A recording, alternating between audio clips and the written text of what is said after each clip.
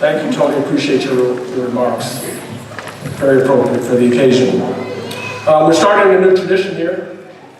We've been honoring teachers for 27 years. We celebrate our students and their accomplishments. Tonight, we want to honor a member of the community who works through what we call community-based organizations. And they serve our district during the day period, during the after school, in the summer, and they often go unrecognized. And they're part of what I've described as the collaborative movement that we have embarked upon.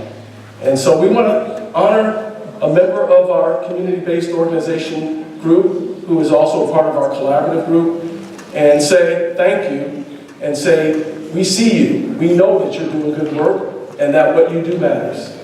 And so to honor and to recognize our honoree, Liz Chavez, I'd like to bring Garrett up, a colleague of Liz, someone who has known her for a long time and can say wonderful things about who she is and what she does.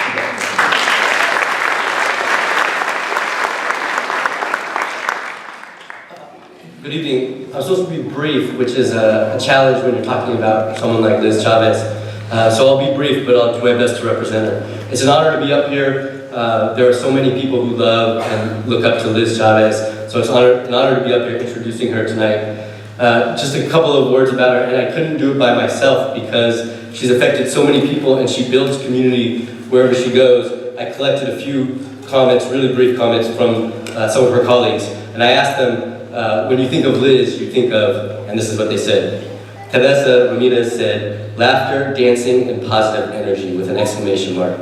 Tanzel Pope, a longtime educator and colleague, said she's a mother figure and warm. She can read you and she knows when you need a kick in the butt and when you need a hug.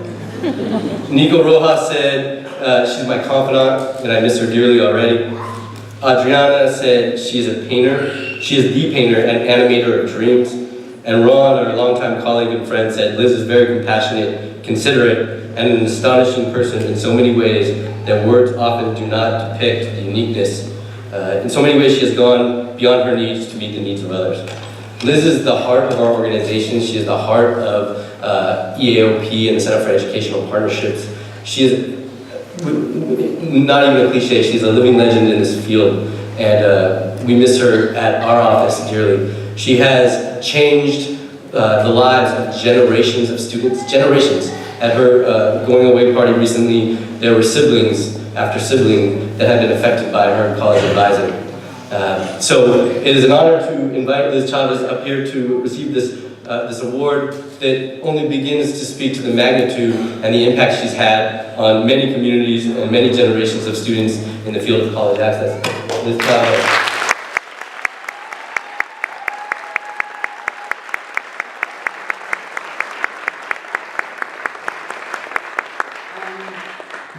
I want to thank you for honoring me. It is an honor, and it's been an honor and a blessing to work with your children and families. I've worked tirelessly for 38 years in outreach, particularly working directly with students and working with partner agencies, creating programs, creating opportunities and dreams for young people. It is a blessing because all our kids need is support, love, and compassion. And so I honor the teachers because I respect your work.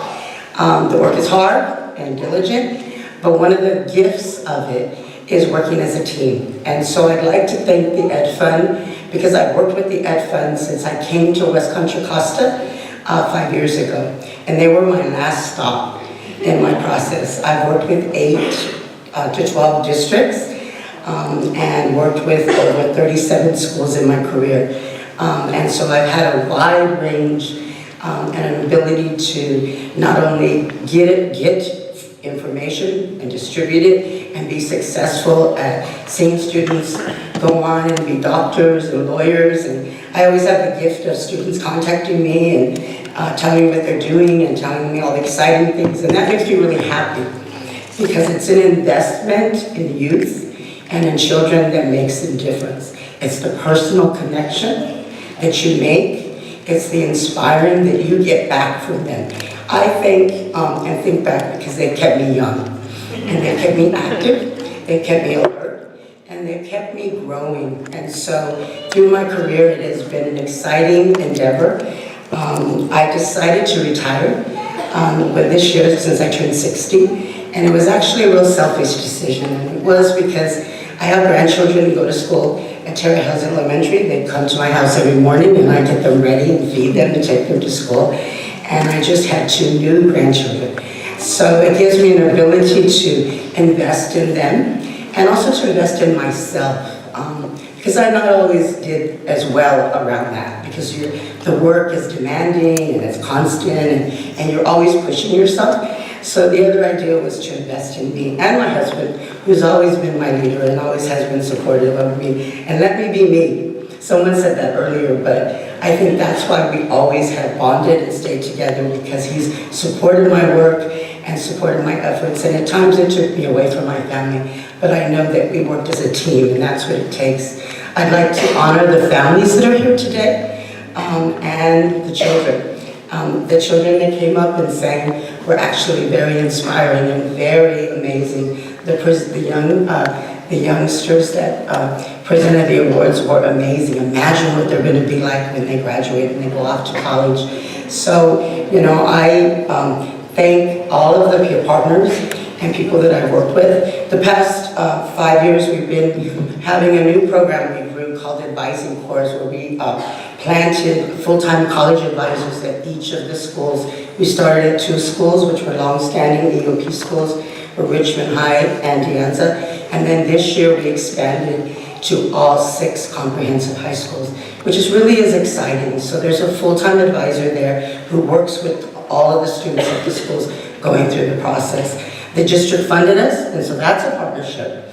And so in these times when money's lean, and there's lots of people doing similar things, I think that what was really beneficial for me coming here, and I'm very thankful to the Ed Fund staff, is they helped me get acclimated into what was existing in the community and what were some of the other programs and how we could work together, because I'm very active on that. I also would like to thank my EOP colleagues and family, because they've been very supportive, and I'd like to thank Garrett, but I'd like to thank you all. And I'd like to thank you all for sharing your children with me and sharing your enthusiasm for being here tonight. Thank you.